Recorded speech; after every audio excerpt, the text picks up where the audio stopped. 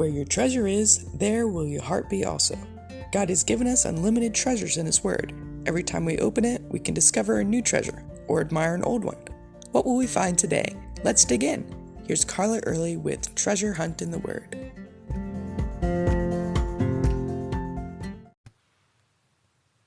Once my children and I went to the beach on a windy day. We enjoyed playing in the crashing surf and swimming out not too far to a sandbar. However, after a time, we looked toward shore and realized the wind and waves had carried us far down the beach from where we started. Even while keeping an eye on shore, we had to be intentional about getting back to where we left our things, or the wind and waves would easily carry us off again. This happens in our lives as well. Our own human nature, as well as our culture, pushes us in the wrong direction. They teach us that pride, vengefulness, selfishness, and greed are not only acceptable, but are good things. They say deceitfulness, rebelliousness, boasting, and rudeness are often necessary parts of life, depending on the situation, of course. However, the Bible tells us to put off these things and develop humility, forgiveness, gratefulness, and generosity. God teaches us these things that the world says are right actually need to be replaced with integrity, obedience, honesty, and kindness. Though we know what the Bible says, those things of the world and our own human nature suck us in gradually sometimes without us even noticing, just as the wind and waves did to my kids and me at the beach. That's why we've got to be intentional. This reminds me of a parable that Jesus told in Matthew 12:43 through 45. He said, "When an unclean spirit goes out of a man, he goes through dry places seeking rest and finds none. Then he says, 'I will return to my home from which I came.' And when he comes, he finds it empty, swept, and put in order. Then he goes and takes with him 7 other spirits more wicked than himself, and they enter and dwell there.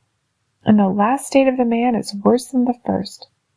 So shall it be with this wicked generation."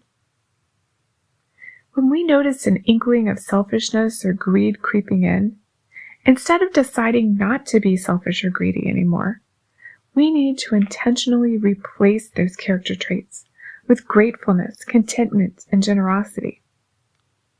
When we feel like getting even with someone because of something that they've said or done, instead of just practicing self-control and not doing something back, we need to practice forgiveness and ask God to help us forgive.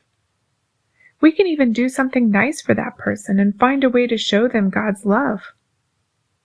When we're tempted to lie or conceal a truth, and let's face it, sometimes that just seems to be the easiest thing to do, we need to remember how important integrity is and be honest, even if it gets us in trouble.